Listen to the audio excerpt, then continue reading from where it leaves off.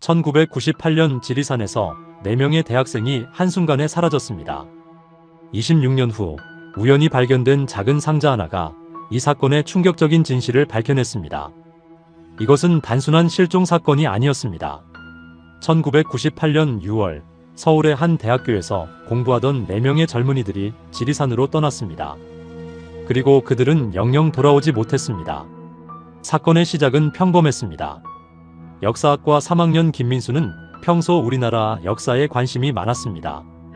어려서부터 박물관에 자주 가던 아이였죠. 대학에 와서도 늘 역사책을 들고 다녔습니다. 어느 날 민수는 도서관에서 낡은 책 한 권을 발견했습니다.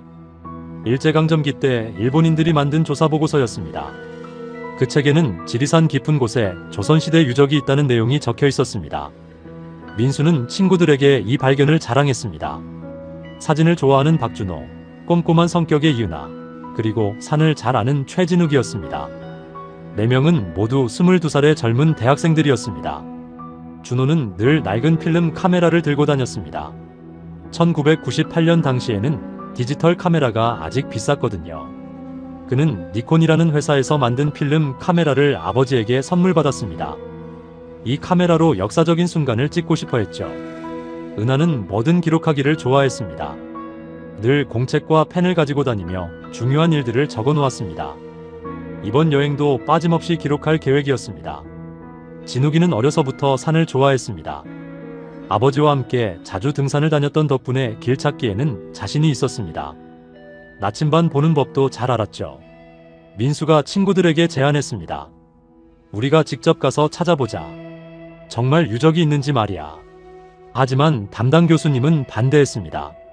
너희들끼리 가기엔 너무 위험해. 그리고 허가도 받아야 하고 말이야. 그래도 4명은 포기하지 않았습니다. 1998년에는 지금처럼 휴대전화가 흔하지 않았습니다. 인터넷도 지금만큼 발달하지 않아서 정보를 얻기가 어려웠죠. 그래서 더욱 호기심이 컸습니다. 6월 어느 화요일 아침 4명은 서울역에서 만났습니다. 큰 배낭에는 3일치 먹을 것들을 챙겼습니다. 라면, 통조림, 물 같은 것들이었죠. 간단한 삽과 붓도 가져갔습니다. 혹시 뭔가 발견하면 조심스럽게 파내려고요. 준호는 특별히 작은 방수통을 하나 더 챙겼습니다. 혹시 비가 와서 중요한 것들이 젖으면 안 되니까요. 똑똑한 생각이었습니다. 기차를 타고 가는 동안 4명은 설렜습니다. 은하는 공책에 계획을 다시 한번 써놓았습니다. 첫날에는 텐트를 치고 둘째 날부터 본격적으로 찾아보고 셋째 날에 집으로 돌아오기로 했습니다. 기차와 버스를 2번 갈아탔습니다. 지리산에 도착했을 때는 오후 2시가 넘었습니다.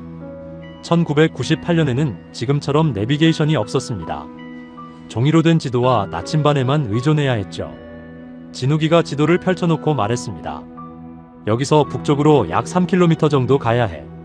민수가 고개를 끄덕였습니다. 사람들이 잘 가지 않는 길이니까 조심해서 가야겠어. 처음에는 다른 등산객들도 보였습니다.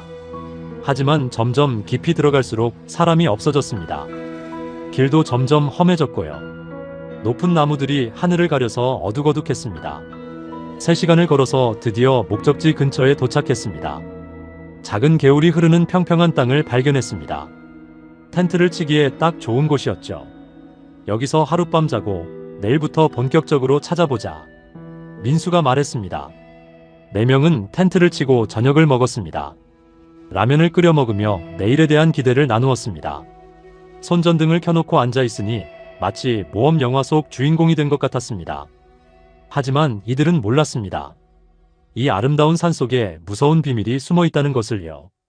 그리고 자신들이 위험한 상황에 빠져들고 있다는 것도 말입니다. 그날 밤 멀리서 이상한 소리가 들렸습니다. 기계가 돌아가는 소리 같았죠. 하지만 이런 깊은 산에서 무슨 기계 소리가 날까요? 4명은 이상하다고 생각했지만 그냥 넘어갔습니다. 이것이 그들이 보낸 마지막 평화로운 밤이었습니다. 다음 날 아침 4명의 대학생들은 이상한 것을 발견했습니다. 텐트 주변에 사람의 발자국이 찍혀 있었던 것입니다. 새벽 6시 은하가 제일 먼저 깼습니다. 텐트 밖으로 나가려는데 뭔가 이상했습니다. 어젯밤 자기들이 정리해 놓은 신발들이 조금씩 움직여 있었습니다. 얘들아, 이거 좀 봐. 은하가 친구들을 깨웠습니다. 4명이 나와서 보니 정말 이상했습니다. 텐트 주변 진흙바닥에 분명히 사람 발자국이 있었습니다. 운동화 자국이었죠. 하지만 이들이 신고 온 신발과는 모양이 달랐습니다. 누가 밤에 여기 왔다 간 것 같아. 진욱이가 걱정스러운 표정으로 말했습니다. 민수는 별거 아닐 거라고 생각했습니다. 다른 등산객이 길을 잘못 들어서 지나간 거 아닐까? 하지만 이상한 건 그것만이 아니었습니다. 아침을 먹고 본격적으로 유적을 찾기 시작했는데 자꾸 이상한 일들이 일어났습니다. 먼저 반짝이는 것을 발견했습니다. 나무 사이로 뭔가 번쩍이는 게 보였죠. 4명은 조심스럽게 다가갔습니다. 하지만 가까이 가니 아무것도 없었습니다. 분명히 뭔가 반짝였는데 진욱이가 고개를 갸웃거렸습니다. 은하는 이런 것들을 모두 공책에 적었습니다. 몇 시에 어디서 무엇을 봤는지 빠뜨리지 않고 기록했죠. 점심때가 되자 더 이상한 일이 일어났습니다. 멀리서 기계 소리가 들린 것입니다. 드르르르, 드르르르. 마치 발전기가 돌아가는 소리 같았습니다. 이상해, 이런 깊은 산에서 무슨 기계 소리가 나지? 준호가 의아해했습니다. 소리는 계속 들렸습니다. 가끔씩 사람 목소리도 섞여서 들렸죠. 하지만 너무 멀어서 무슨 말인지 알아들을 수 없었습니다. 은하가 작은 녹음기를 꺼냈습니다. 1998년 당시 학생들이 쓰던 카세트 테이프 녹음기였죠. 하지만 소리가 너무 작아서 제대로 녹음이 안 됐습니다. 뭔가 이상해. 우리만 여기 있는 게 아닌 것 같아. 은하가 불안해했습니다. 하지만 민수는 오히려 흥미로워했습니다. 혹시 우리가 찾는 유적과 관련이 있을까? 누가 먼저 발견해서 발굴하고 있는 건 아닐까? 오후가 되자 소리가 더 자주 들렸습니다. 그리고 뭔가 체계적으로 들렸죠. 일정한 간격으로 기계 소리가 나고 사람들이 뭔가 이야기하는 소리도 들렸습니다. 4명은 궁금했습니다. 도대체 뭔 일이 벌어지고 있는 걸까요? 해가 질 때쯤 캠프로 돌아왔습니다. 라면과 통조림으로 저녁을 먹으면서 오늘 있었던 일들에 대해 이야기했습니다. 내일은 소리가 나는 쪽으로 가볼까? 민수가 제안했습니다. 위험하지 않을까? 진욱이가 걱정했습니다. 우리는 그냥 대학생들이야. 뭐가 위험하겠어? 민수가 웃었습니다. 하지만 그날 밤 정말 무서운 일이 일어났습니다. 밤 11시쯤 모두가 잠들려고 할 때였습니다. 텐트 밖에서 발걸음 소리가 들렸습니다. 사각사각, 사각사각. 누군가 천천히 걸어오고 있었습니다. 4명은 숨을 죽였습니다. 손전등도 끄고 조용히 있었죠. 발걸음은 텐트 주변을 빙빙 돌았습니다. 마치 누군가 이들을 확인하고 있는 것 같았어요.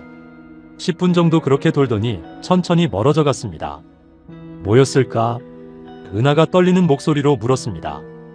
야생동물이겠지, 준호가 대답했지만 목소리에 확신이 없었습니다. 하지만 발걸음은 너무 규칙적이었습니다. 사람이 걷는 것 같았어요. 새벽 2시, 또 발걸음 소리가 들렸습니다. 이번에는 더 가까웠습니다. 텐트 바로 옆까지 와서 멈춰 섰습니다. 4명은 너무 무서워서 움직일 수도 없었습니다. 밖에 누가 있는 건 분명한데 왜 말을 걸지 않는 걸까요? 5분 정도 그렇게 서 있더니 다시 멀어져 갔습니다. 그날 밤 4명은 거의 잠을 못 잤습니다. 번갈아가며 밖을 지켜봤죠. 아침이 되자 다시 발자국을 확인했습니다. 어젯밤 것보다 더 많은 발자국이 있었습니다. 그리고 여러 명이 다녀간 것 같았어요. 이거 정말 이상해. 은하가 공책에 발자국 개수까지 세어서 적었습니다. 4명은 무서웠지만 동시에 궁금했습니다. 도대체 뭔 일이 벌어지고 있는 걸까? 오늘은 정말 소리가 나는 곳을 찾아가 보자. 민수가 말했습니다.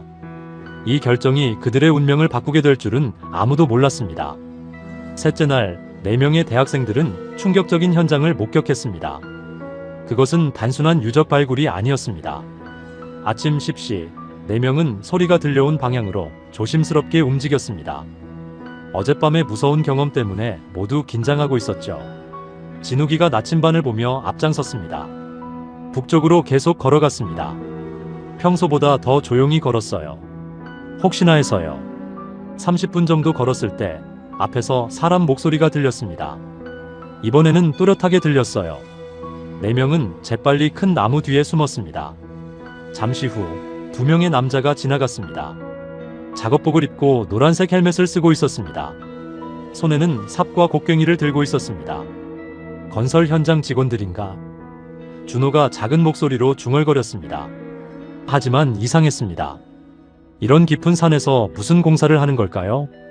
남자들이 지나가자 4명은 그들이 온 방향을 따라갔습니다. 더욱 조심스럽게 걸었죠. 10분 후 눈앞에 놀라운 광경이 펼쳐졌습니다. 나무들 사이로 큰 구덩이가 보였습니다. 여러 명의 사람들이 체계적으로 땅을 파고 있었어요. 한쪽에는 큰 천막이 쳐져 있었고 발전기도 돌아가고 있었습니다. 저게 뭐지? 은하가 놀란 목소리로 물었습니다. 더 가까이 가서 보니 더욱 놀라웠습니다. 구덩이 옆에 여러 가지 물건들이 쌓여 있었거든요. 오래된 그릇들, 청동으로 만든 것 같은 물건들, 그리고 반짝이는 금속 조각들까지. 저거 유물인가? 민수가 흥분했습니다. 하지만 뭔가 이상했습니다. 정식 발굴이라면 대학교 깃발이나 문화재청 표시가 있어야 하는데 아무것도 없었어요. 준호는 조심스럽게 카메라를 꺼냈습니다. 니콘 필름 카메라였죠. 소리가 날까봐 걱정했지만 발전기 소리 때문에 들키지 않을 것 같았습니다. 몰래 사진을 몇 장 찍었습니다. 현장 전체 모습과 쌓여있는 물건들을 찍었어요. 동시에 방수통에 메모를 적어 넣었습니다. 1998년 6월 9일 지리산에서 이상한 발굴 현장 발견. 작업자 8명 정도.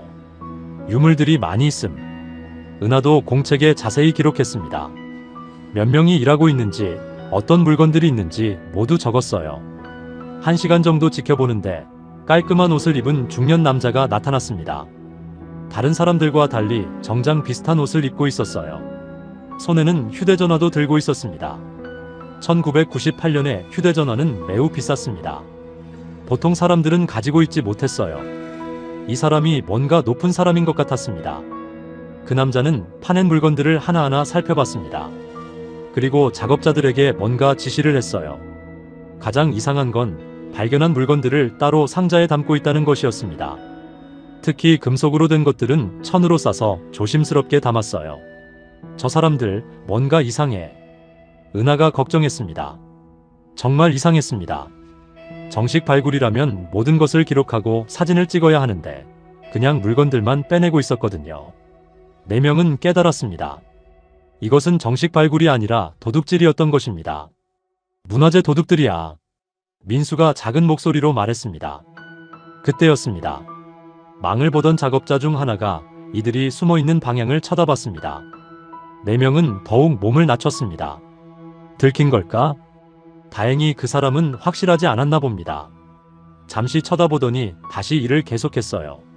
하지만 더 이상 여기 있으면 위험할 것 같았습니다. 4명은 조용히 그 자리를 떠났습니다. 캠프로 돌아가는 길, 아무도 말을 하지 않았습니다. 모두 충격을 받았거든요.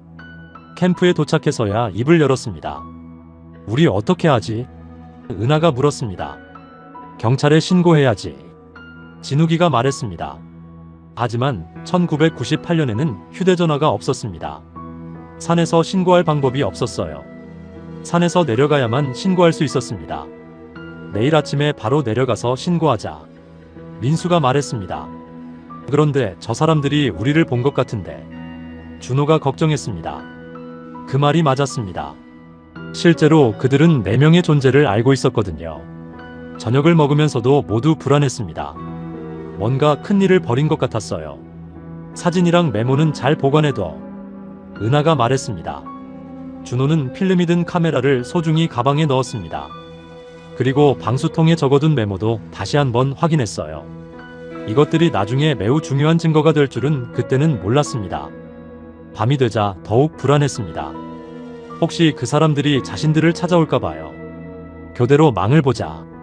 진욱이가 제안했습니다. 하지만 이미 늦었습니다. 그들은 이미 4명의 위치를 파악하고 있었거든요. 그날 밤 무서운 일이 벌어질 줄은 아무도 몰랐습니다. 그날 밤 4명의 대학생들에게 끔찍한 일이 벌어졌습니다. 이들은 너무 위험한 비밀을 알아버린 것입니다. 저녁 7시 해가 지기 시작했습니다.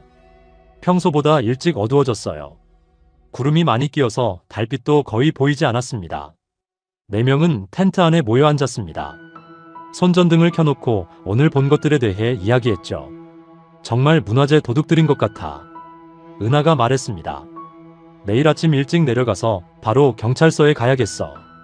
민수가 단호하게 말했습니다. 하지만 이들이 모르는 사실이 있었습니다. 그 도굴꾼들이 벌써 이들의 존재를 알고 있었다는 것입니다. 밤 8시쯤 멀리서 손전등 불빛이 보였습니다. 여러 개의 불빛이 숲속에서 움직이고 있었어요. 저게 뭐지?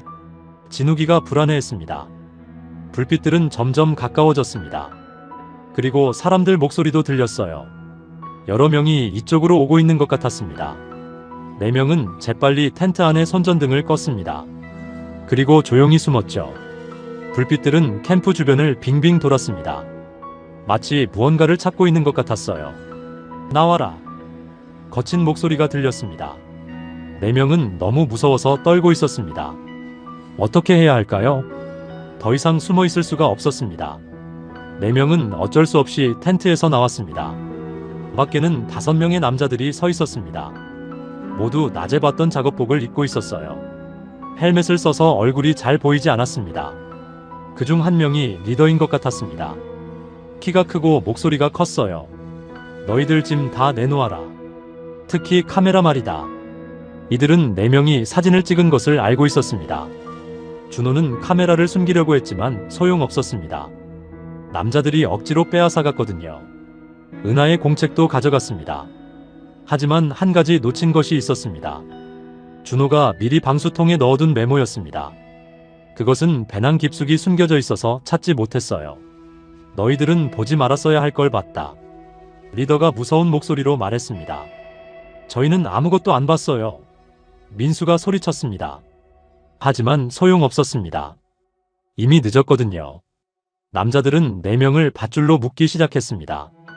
민수가 저항하려고 했지만 상대가 너무 많았어요.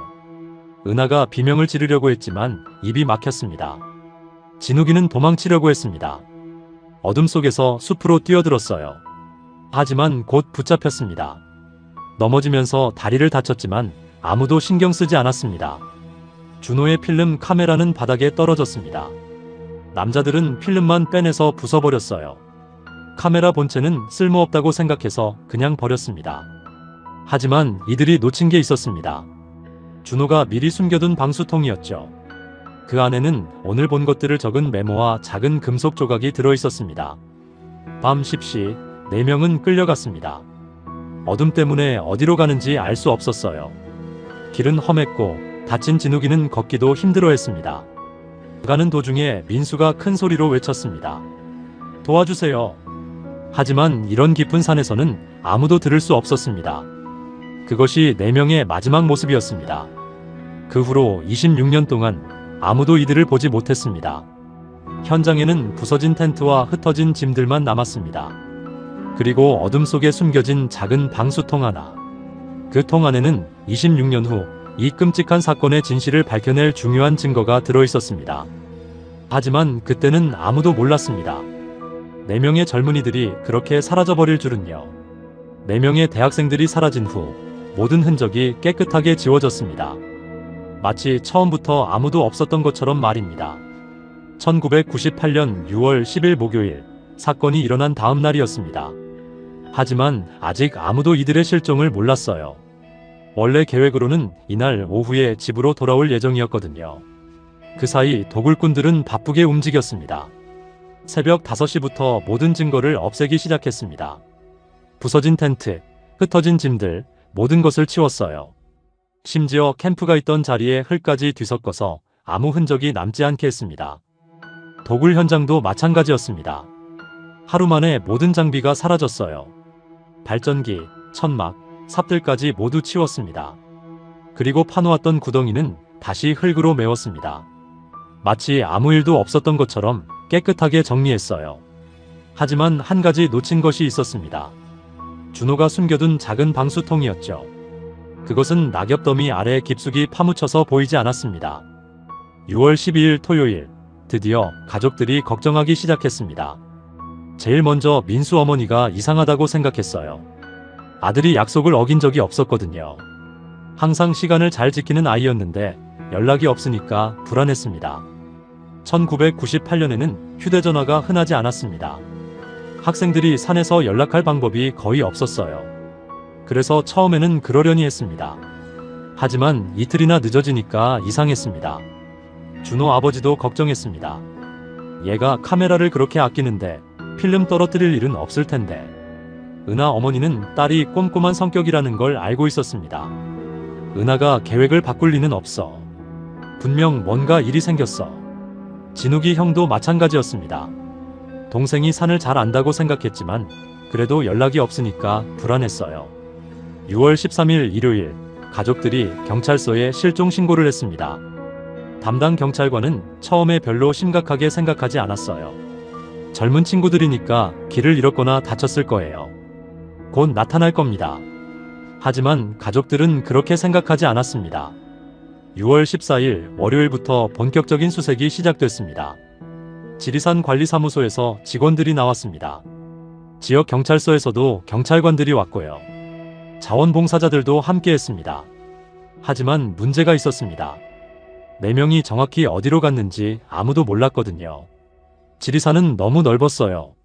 수색대는 주요 등산로부터 찾기 시작했습니다. 많은 사람들이 가는 길부터 살펴본 거죠. 하지만 4명이 간 곳은 사람들이 잘 가지 않는 곳이었습니다. 그래서 쉽게 찾을 수 없었어요. 게다가 며칠 전부터 비가 많이 왔습니다. 발자국이나 흔적들이 다 지워져 버렸어요. 6월 16일 수색 3일째 되는 날 처음으로 단서를 발견했습니다. 한 수색대원이 개울가에서 찢어진 천 조각을 찾았어요. 민수가 입고 있던 셔츠 조각이었습니다. 그로부터 500m 떨어진 곳에서는 준호의 운동화도 발견됐습니다. 하지만 이상했습니다.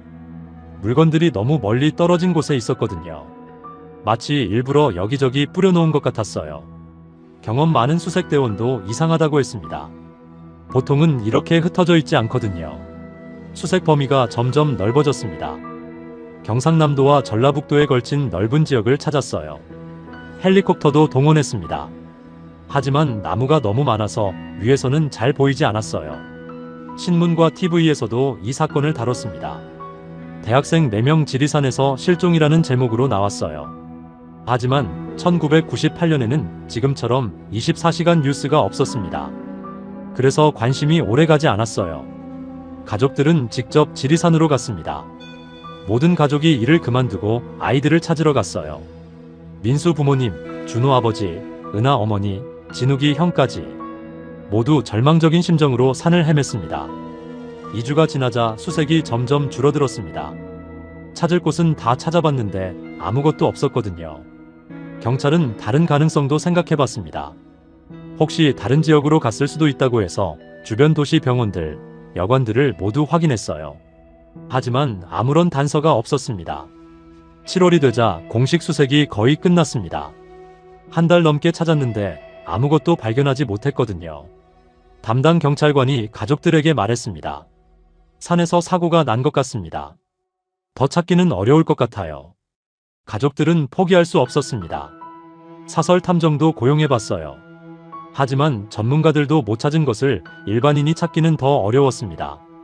1998년 말, 이 사건은 공식적으로 미제 사건이 되었습니다. 그렇게 1999년, 2000년이 지나갔습니다. 사람들의 관심은 점점 줄어들었어요. 하지만 가족들은 계속 기다렸습니다. 언젠가 돌아올 거라고 믿으면서요. 그리고 지리산 깊은 곳에는 여전히 작은 비밀이 숨어 있었습니다. 낙엽더미 속에 묻힌 방수통 하나. 그 안에는 26년 후 모든 진실을 밝혀낼 중요한 단서가 들어 있었습니다. 26년이 흘렀습니다. 2024년 5월 우연한 발견 하나가 모든 것을 바꿨습니다. 그동안 4명의 대학생들은 사람들 기억에서 점점 잊혀져 갔습니다. 가족들도 이제는 체념하고 살아갔어요. 너무 오래된 일이었거든요. 2024년 5월 12일 토요일 42살의 직장인 이동훈 씨가 지리산에 갔습니다. 동훈 씨는 평소 취미가 금속 탐지였어요. 금속 탐지기를 들고 다니면서 재미있는 것들을 찾아다녔습니다. 오래된 동전이나 반지 같은 것들을 찾는 게 취미였죠. 그날도 혼자서 지리산에 갔습니다. 사람들이 잘 가지 않는 조용한 계곡이었어요. 점심을 먹으려고 큰 바위에 앉았는데 심심해서 금속 탐지기를 켜봤습니다. 삐삐삐 소리가 났습니다. 뭔가 있나? 동훈 씨가 소리나는 곳을 파보기 시작했습니다. 낙엽과 흙을 파내니까 작은 플라스틱 통이 나왔어요. 방수가 되는 작은 통이었습니다. 이게 뭐지? 26년 동안 땅속에 묻혀 있었지만 방수가 잘 돼서 안에 있는 것들이 상하지 않았어요. 통을 열어보니 놀라운 것들이 들어있었습니다. 종이에 연필로 쓴 글씨가 있었어요. 글씨가 좀 흐려져 있었지만 읽을 수 있었습니다. 1998년 6월 9일 지리산에서 이상한 일을 봤습니다. 불법으로 유물을 파내는 사람들이 있어요. 작업하는 사람이 8명 정도 되고 지시하는 사람도 있어요. 위험한 상황이 될 것 같아서 이 메모를 남깁니다. 박준호. 동훈 씨는 깜짝 놀랐습니다. 1998년이면 26년 전 일이잖아요. 통 안에는 메모만 있는 게 아니었습니다.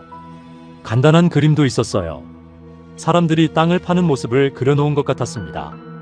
그리고 작은 금속 조각 하나도 들어있었어요. 뭔지 정확히 모르겠지만 오래돼 보였습니다. 이거 뭔가 중요한 것 같은데. 동훈 씨는 인터넷으로 1998년 지리산 사건을 찾아봤습니다. 그리고 놀라운 기사를 발견했어요. 대학생 4명 지리산에서 실종이라는 기사였습니다. 실종된 학생 중 한 명의 이름이 박준호였어요. 메모에 적힌 이름과 똑같았습니다. 이거 완전 대박이잖아. 동훈 씨는 모든 것이 연결됐다는 걸 알았습니다. 실종된 대학생 준호가 위험을 느끼고 미리 이 메모를 숨겨둔 거였어요. 동훈 씨는 바로 경찰서로 갔습니다. 하지만 26년 전 일을 기억하는 경찰관은 거의 없었어요. 담당자도 여러 번 바뀌었고 관련 서류들도 창고 깊숙이 들어가 있었습니다. 다행히 한 명의 경찰관이 기억하고 있었습니다. 박성호 경감이었어요. 그때 신입 경찰이었는데 이 사건 수색에 참여했던 거예요. 이거 정말 그때 그 사건이네요. 박 경감이 놀랐습니다. 동훈 씨가 가져온 메모와 그림을 보고 더욱 놀랐어요. 당시 경찰들이 전혀 생각지 못했던 내용이었거든요. 단순한 실종 사건이 아니었네요. 불법 문화재 도굴과 관련이 있었던 거군요. 메모에 적힌 내용들이 너무 구체적이었어요. 작업자 수, 현장 모습, 심지어 위치까지 자세히 적혀 있었습니다. 함께 발견된 금속 조각도 중요했습니다. 이것을 전문가에게 분석을 맡겼어요. 결과는 놀라웠습니다. 조선시대에 만들어진 은으로 된 장신구 조각이었어요. 정말 문화재였던 거죠. 이제야 26년 전 진실을 알 수 있겠네요. 박 경감이 말했습니다. 바로 전담 수사팀이 만들어졌습니다. 이번에는 단순한 실종 사건이 아니라 범죄 사건으로 수사하기 시작했어요. 26년 동안 잠들어 있던 사건이 다시 살아난 순간이었습니다. 준호가 마지막 순간에 남긴 작은 메모 하나가 모든 것을 바꾼 거예요. 정말 기적 같은 일이었습니다. 이제야 4명의 젊은이들에게 무슨 일이 일어났는지 알아낼 수 있게 됐습니다. 수사가 시작됐습니다. 26년 만에 새로운 단서가 나온 거예요. 이번에는 진짜 진실을 찾을 수 있을 것 같았습니다. 2024년 6월 전담 수사팀이 본격적으로 일하기 시작했습니다. 제일 먼저 준호의 메모를 자세히 분석했어요. 거기에 적힌 모든 내용을 하나씩 확인해 봤습니다. 작업자 8명, 지휘하는 사람 1명, 이 부분이 중요했어요. 너무 구체적이었거든요. 그리고 함께 발견된 은 조각도 국립문화재연구소에서 정밀 분석했습니다. 결과가 나왔어요. 조선 후기에 만들어진 고급 장신구의 일부였습니다. 정말 값비싼 문화재였던 거죠. 이제 확실해졌어요. 1998년 지리산에서 정말로 불법 문화재 도굴이 있었던 거예요. 수사팀은 1998년 당시 지리산 근처에서 활동한 업체들을 조사하기 시작했습니다. 2달 동안 열심히 찾았어요. 그리고 드디어 의심스러운 사람을 발견했습니다. 강철수라는 60대 남자였어요. 골동품 장사를 했던 사람이었습니다. 이 사람이 1998년 6월에 이상한 행동을 했다는 걸 알아냈어요. 그때 갑자기 발굴용 삽, 발전기, 큰 트럭 같은 것들을 많이 샀던 거예요.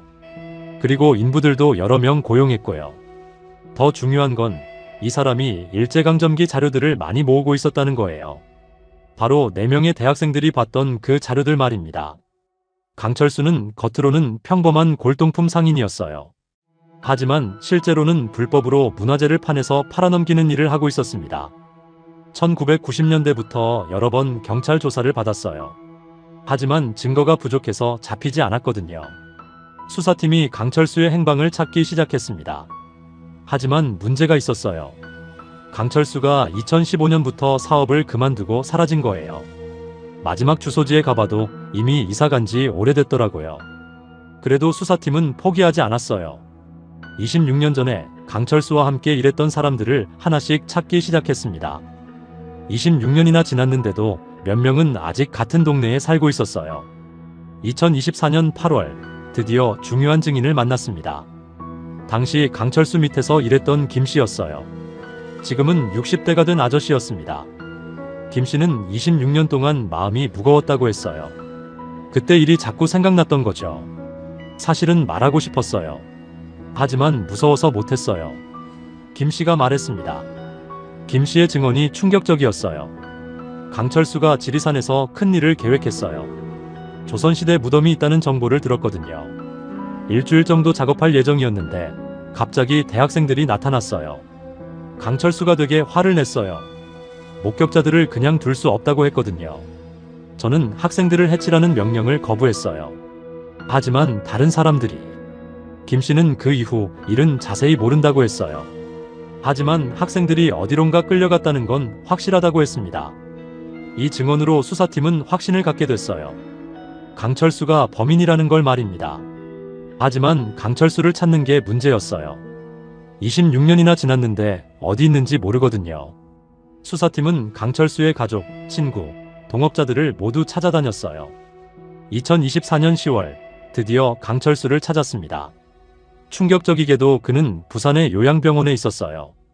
치매에 걸려서 10년째 병원에 있었던 거예요. 의사 선생님 말로는 강철수가 거의 아무것도 기억하지 못한다고 했어요. 자기 이름도 모를 정도였습니다. 26년 전 일은 물론이고 최근 일도 전혀 기억 못해요. 수사팀은 실망했지만 포기하지 않았어요. 설사 강철수가 기억하지 못한다고 해도 26년 전 범죄에 대한 책임은 져야 한다고 생각했거든요. 검찰에서 강철수를 문화재보호법 위반 혐의로 기소했습니다. 살인 혐의는 직접적인 증거가 부족해서 적용하기 어려웠어요. 하지만 불법 문화재 발굴에 대한 증거는 충분했습니다. 26년 만에 범인을 찾아낸 거예요. 비록 완전한 진실은 아닐지라도 적어도 4명의 대학생들이 무엇을 목격했는지는 밝혀졌습니다. 준호가 마지막 순간에 남긴 메모가 결국 정의를 실현한 거였어요. 2024년 12월 드디어 재판이 시작됐습니다. 26년 만에 열리는 재판이었어요. 하지만 여러 어려움이 있었습니다. 가장 큰 문제는 범인 강철수가 치매 환자라는 거였어요. 거의 아무것도 기억하지 못하는 상태였습니다. 그래도 법정에는 많은 사람들이 왔어요. 4명의 가족들이 모두 참석했습니다. 민수 어머니는 이제 76세가 되셨어요. 휠체어를 타고 오셨더라고요. 준호 아버지, 은하 어머니, 진욱이 형까지 모두 26년을 기다린 분들이었습니다. 검사님이 가지고 있는 증거들을 설명했어요. 가장 중요한 건 준호가 남긴 메모였습니다. 26년 전 상황을 자세히 적어 놓은 거였죠. 작업자 8명, 지휘자 1명이라고 적힌 부분이 증인의 말과 정확히 일치했어요. 함께 발견된 은 조각도 중요한 증거였습니다. 정말 문화재가 도굴됐다는 증거였거든요. 검사님이 말했습니다. 비록 피고인이 지금은 기억하지 못하지만 26년 전 범죄의 증거는 분명합니다. 반대로 강철수 변호사는 다르게 말했어요. 우리 의뢰인은 지금 심각한 치매 환자입니다. 자기 이름도 기억 못해요. 그리고 메모만으로는 살인을 증명할 수 없습니다. 맞는 말이었어요. 메모에는 불법 도굴 현장을 봤다고 적혀있지 학생들이 죽었다는 내용은 없었거든요. 하지만 검사님은 다른 증거들도 있다고 했어요. 강철수가 1998년 6월에 산 장비들, 트럭 렌트 기록, 그리고 증인의 증언까지 모든 게 연결돼 있었어요. 가장 중요한 날은 김 씨가 증인으로 나온 날이었습니다. 김 씨는 떨리는 목소리로 26년 전 일을 이야기했어요. 강철수가 대학생들을 보고 아주 화를 냈어요. 목격자들 때문에 우리가 모두 감옥에 갈 수도 있다고 했어요. 그래서 학생들을 어디론가 데려갔어요. 하지만 그 이후에 뭘 했는지는 저도 몰라요. 김 씨는 자세한 내용은 모른다고 했지만 학생들이 위험한 상황에 처했다는 건 확실하다고 증언했어요. 강철수는 법정에서 대부분 멍하니 앉아 있었어요. 가끔 고개를 끄덕이긴 했지만 무슨 말인지 이해하지 못하는 것 같았어요. 병원 의사도 나와서 증언했어요. 강철수가 중증 치매라서 과거 기억이 거의 없다고 했습니다. 3개월 동안 재판이 계속됐어요. 강철수의 옛날 돈 거래 내역도 조사했어요. 1998년 7월에 큰 돈이 들어온 기록이 있었거든요. 불법 문화재 판매 대금으로 보였어요. 가족들도 증언했습니다. 민수 어머니는 떨리는 목소리로 말씀하셨어요. 우리 아들은 역사를 너무 좋아했어요. 그날도 역사 공부하러 간다고 웃으면서 나갔는데 그게 마지막이었어요. 준호 아버지도 눈물을 흘리면서 말했어요. 아들이 똑똑해서 위험할 때 미리 메모를 남겨뒀더라고요. 그 덕분에 26년 후에라도 진실을 알 수 있었어요. 은하 어머니와 진욱이 형도 각각 증언했습니다. 모두 눈물 없이는 들을 수 없는 이야기였어요. 2025년 3월 드디어 1심 판결이 나왔습니다. 재판장이 말했습니다. 피고인 강철수에게 징역 15년을 선고합니다. 살인 혐의는 직접적인 증거가 부족해서 인정받지 못했어요. 하지만 문화재보호법 위반과 강요 혐의는 인정됐습니다. 판사님이 설명했어요. 피고인이 지금 치매에 걸렸다고 해서 과거 범죄가 없어지는 건 아닙니다. 다만 나이와 건강을 고려해서 형을 정했습니다. 강철수 변호사는 바로 항소했어요. 하지만 가족들에게는 의미 있는 결과였습니다. 모든 진실이 밝혀지지는 않았지만 적어도 26년 전 아이들이 본 불법 행위가 실제로 있었다는 게 법정에서 인정받았거든요. 재판이 끝나고 민수 어머니가 말씀하셨어요. 우리 아이들이 헛되이 사라진 게 아니었어요. 정의는 늦어도 반드시 온다는 걸 보여줬어요. 2025년 봄 강철수의 15년형이 2심에서도 그대로 확정됐습니다. 27년간 이어진 이 사건이 드디어 끝났어요. 하지만 아직 끝나지 않은 게 하나 있었습니다. 4명의 젊은이들을 아직 찾지 못했거든요. 강철수는 치매 때문에 아무것도 기억하지 못했어요. 다른 관련자들도 대부분 세상을 떠났거나 사라졌고요. 경찰과 소방서에서 여러 번 수색했지만 찾을 수 없었습니다.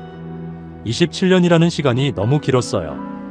2025년 6월 4명이 사라진 지 정확히 27년이 되는 날이었습니다. 가족들이 특별한 결정을 내렸어요. 지리산에 추모비를 세우기로 한 거예요. 비록 아이들을 찾지는 못했지만 그들을 기억하고 추모할 곳이 필요했거든요. 추모비를 세운 곳은 동훈 씨가 방수통을 발견한 그 계곡이었어요. 4명이 마지막으로 캠프를 쳤던 곳 근처였죠. 아름다운 곳이었어요. 맑은 물이 흐르고 새소리가 들리는 평화로운 계곡이었습니다. 추모비에 새겨진 글귀는 이랬어요. 진실은 시간이 지나도 사라지지 않습니다. 1998년 6월 8일 10일 김민수, 박준호, 이은하, 최진욱을 기리며 추모비 제막식에는 정말 많은 사람들이 왔어요. 가족들은 물론이고 수사에 참여한 경찰관들, 동훈 씨, 그리고 이 사건에 관심을 가진 시민들까지 모두가 4명의 젊은 탐험가들을 추모했습니다. 민수 어머니가 추모사를 읽으셨어요. 우리 아이들은 젊은 나이에 떠났지만 그들이 남긴 용기와 똑똑함이 27년 후에도 진실을 밝혀냈습니다. 특히 준호가 위험한 순간에도 차분하게 메모를 남긴 덕분에 오늘이 있을 수 있었어요. 이 사건은 우리 사회에 많은 교훈을 줬습니다. 문화재를 보호하는 게 얼마나 중요한지 사람들이 다시 생각하게 됐어요. 관련 법도 더 강해졌고요. 특히 젊은 사람들에게 큰 영향을 줬어요. 준호가 보여준 침착함과 예비 계획의 중요성을 배웠거든요. 위험한 상황에서도 차분하게 증거를 남긴 그의 판단력이 27년 후 진실을 밝혀낸 거예요. 대학교에서는 4명을 기리는 장학금을 만들었어요. 역사학과와 고고학과 학생들 중에서 신중하고 책임감 있는 학생들에게 주는 장학금이에요. 신중한 탐구 장학금이라고 이름을 지었습니다. 언론에서도 이 사건 덕분에 오래된 미해결 사건들에 다시 관심을 갖게 됐어요. 작은 증거라도 소중하게 보관하고 분석하는 게 얼마나 중요한지 알게 된 거죠. 과학이 발달해서 예전에는 분석할 수 없었던 것들도 이제는 분석할 수 있어요. 가장 중요한 교훈은 이거였어요. 진실은 시간이 지나도 완전히 사라지지 않는다는 거요. 준호의 작은 메모 하나가 27년 후 우연히 발견돼서 모든 걸 바꾼 것처럼 정의는 늦을 수는 있어도 반드시 온다는 희망을 줬어요. 매년 6월이 되면 추모비 앞에서 추모제를 열어요. 가족들뿐만 아니라 이 사건을 기억하는 많은 사람들이 와서 꽃을 놓고 묵념을 해요. 지리산의 맑은 바람 속에서 4명의 젊은 영혼들을 기억하는 거죠. 지금도 경찰은 완전히 포기하지 않았어요. 새로운 기술이 나올 때마다, 새로운 단서가 나올 때마다 다시 찾아봐요. 언젠가는 4명을 가족의 품으로 돌려보내겠다는 마음을 갖고 있어요. 강철수는 요양병원에서 여전히 과거를 기억하지 못한 채 지내고 있어요. 하지만 진실의 일부는 이미 세상에 나왔어요. 4명의 젊은 탐험가들이 마지막 순간까지 보여준 똑똑함과 용기가 결국 이긴 거예요. 김민수, 박준호, 이은하, 최진욱. 이들의 이름은 이제 단순한 실종자가 아니에요. 진실을 위해 희생된 젊은 영웅들로 기억되고 있어요. 특히 준호의 마지막 순간, 판단력은 많은 사람들에게 깊은 감동을 주고 있어요. 1998년 6월, 지리산에서 시작된 이들의 마지막 모험은 이렇게 영원한 기억 속에서 계속되고 있어요. 진실은 정말로 시간이 지나도 사라지지 않았어요. 모든 진실이 밝혀지지는 않았지만 그들이 남긴 작은 기록이 27년 후 정의를 실현했어요. 이것이 바로 똑똑함과 용기의 힘이에요. 27년간 이어진 지리산 대학생 실종 사건의 이야기를 여기서 마칩니다. 시청해주신 여러분께 감사드려요. 그리고 4명의 젊은 영혼들이 편히 쉴 수 있기를 바라요. 이 이야기가 더 많은 사람들에게 전해질 수 있도록 구독과 좋아요 부탁드려요. 감사합니다.